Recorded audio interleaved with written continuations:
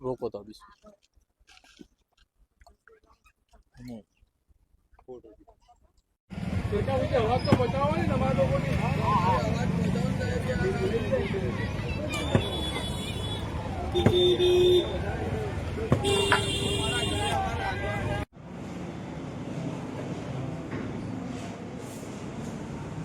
चंडोला तालाब में जारी डिमोलेशन के बीच सबसे बड़ी दिक्कत ये थी कि वहाँ के जो पीड़ित हैं, मुतासिर हैं, वो लोग जाएंगे तो कहाँ जाएंगे और वो अपनी ज़िंदगी दूसरी जगह पर कैसे गुजारेंगे, उनके रहने के लिए मकान कहाँ होगा।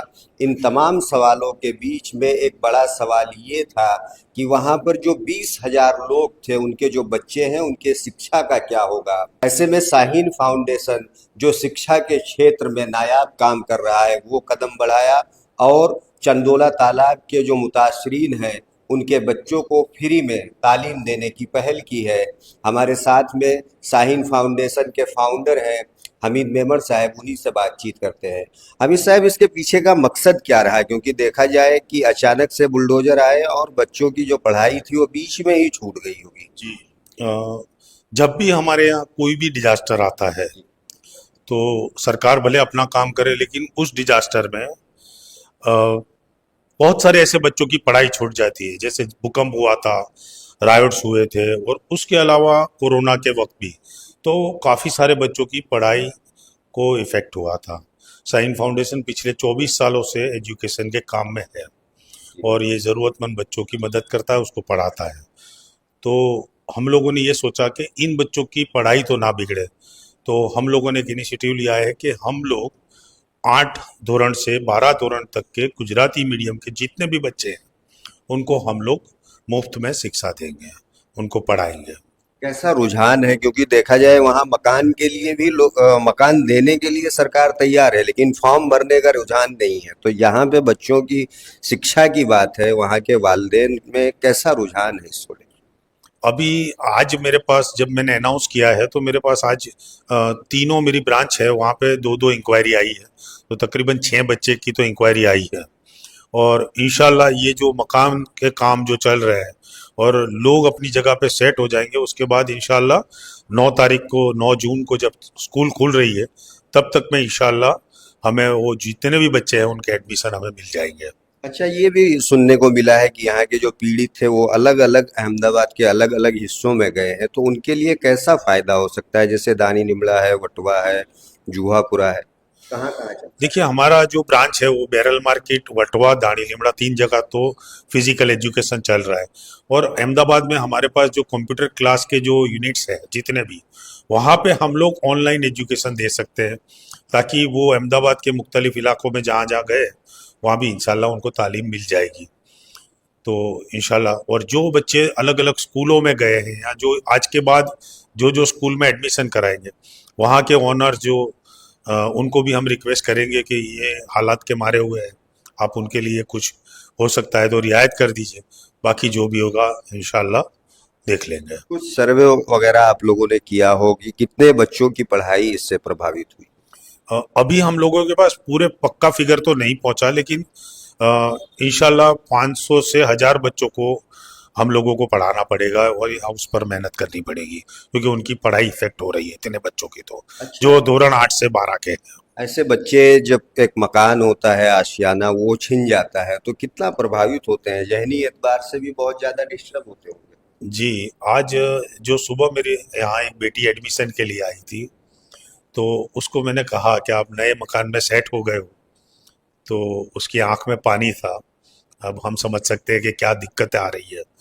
तो खैर, सरकार जो भी अपना काम कर रही है, लेकिन इन लोगों के जो खास करके स्टूडेंट्स है और बच्चों के जो जहन पे जो इफेक्ट आती है, वो नुकसान शायद बर्दाश्त के बाहर है। ऐसे बच्चों के लिए मेहनत भी ज़्यादा करनी पड़ती होगी शायद। जरूर करनी पड़ेगी, ज़्यादा मेहनत करनी पड़ेगी। उनके लिए हमें अलग से इंतज़ाम भी करने पड़ेंगे। हम उनको ऑनलाइन और ऑफलाइन दोनों एजुकेशन देंगे। हम उनके लिए एक्स्ट्रा ट्राई भी करेंगे। उनके लिए दूसरे जो रोबोटिक हैं, आर्ट एंड क्राफ्ट है, ऐसी सब चीज़ें भी मुहैया कराएंगे इंशाल्लाह। अच्छा, ऐसे बच्चे समाज में कितना बदलाव, क्योंकि एजुकेशन ही एक ऐसी चीज है जिससे बच्चे आगे बढ़ सकते हैं, अपना मुस्तकबिल बना सकते हैं, तो ये बच्चों को क्या एक मैसेज आप देंगे? जो हालात जो आए हैं, जो माँ बाप की गरीबी की वजह से उन्हें झेलने पड़े हैं, बच्चों को झेलने पड़े हैं, अगर वो बच्चे पढ़ लेंगे, अगर कुछ बन जाएंगे, तो इंशाल्लाह उनके ऊपर ऐसे हालात दोबारा नहीं आएंगे। वो अपनी जो तकलीफ है वो बताने वाले बन जाएंगे। तो इंशाल्लाह एजुकेशन से बड़ा फर्क आएगा। और हम तो आपके माध्यम से यही उम्मीद करते हैं कि आप हर वो जो विक्टिम्स है उसके तक आप पहुंचे और इंशाल्लाह उनकी पढ़ाई और तरबियत के लिए हम लोग को मिलकर कोशिश करें। शाहीन के बारे में थोड़ा सा बताइए, क्योंकि लोग जब जाते हैं कहीं तो एक उनके अंदर भी एक वो होता है कि भाई अगर यहाँ पे आ रहे हैं तो क्या है, कितने सालों से काम कर रही है और क्या कामयाबियां आपने हासिल की? पिछले 24 साल से हम लोगों का काम चल रहा है। ये 24वां एकेडमिक ईयर है हमारा और अल्हम्दुलिल्लाह हर फील्ड का बच्चा हमारे यहाँ से निकला है, चाहे वो पुलिस में हो, जर्नलिज्म में हो, चाहे वो डॉक्टर हो, इंजीनियर्स काफ़ी सारे निकले हैं। तो इस तरह का बहुत सारे फील्ड के बच्चे हमारे यहाँ से निकले हैं। और उसके अलावा हम लोग ऐसी कोशिश करते हैं कि वो एक अच्छे नागरिक बने इस देश के, तो उसके लिए भी हमारी कोशिश रहती है। कुछ बच्चों ने ऐसी शानदार कामयाबी हासिल की हो जिससे आपका, शाहीन का और पूरे शहर का, उम्मत का नाम रोशन हो? हाँ, मेरे जहन में अभी एक बेटी आ रही है जो सिविल अस्पताल में एज ए रिसर्च साइंटिस्ट काम कर रही है, कैंसर रिसर्च पे काम कर रही है। तो वो बेटी को जब भी हम मिलते हैं, उसी तरह से हमारे यहाँ तनवीरा शेख करके एक बेटी थी जिसने निरमा से आर्किटेक्ट कंप्लीट किया। फिलहाल वो जर्मनी गई हुई है। और वो ऐसे बहुत सारे ऐसे बच्चे हैं जिनकी वजह से हमें बहुत फक्र महसूस होता है। तो ये थे हमीद साहब। हमीद साहब का साफ तौर से कहना था कि वहाँ के जो पीड़ित बच्चे हैं उनके लिए शाहीन फाउंडेशन का दरवाजा खोल दिया गया है। शाहीन जैसी कई संस्थाएं मुस्लिम इलाकों में काम कर रही हैं, लेकिन जो पहल यहाँ से हुई है वो पहल वहाँ से भी होने की ज़रूरत है। साथ ही साथ इन्होंने कुछ ऐसे बच्चियों का नाम लिया जिन्होंने यहाँ से कामयाबी हासिल करके पूरे उम्मत का नाम रोशन किया है और शाहीन फाउंडेशन का नाम रोशन किया है। ऐसे में चंडोला के बच्चों के लिए एक मौका है कि वो भी शाहीन में आए और पढ़ाई हासिल करके अपना, अपने वालिदैन का और इस फाउंडेशन का नाम पूरी दुनिया में रोशन करें।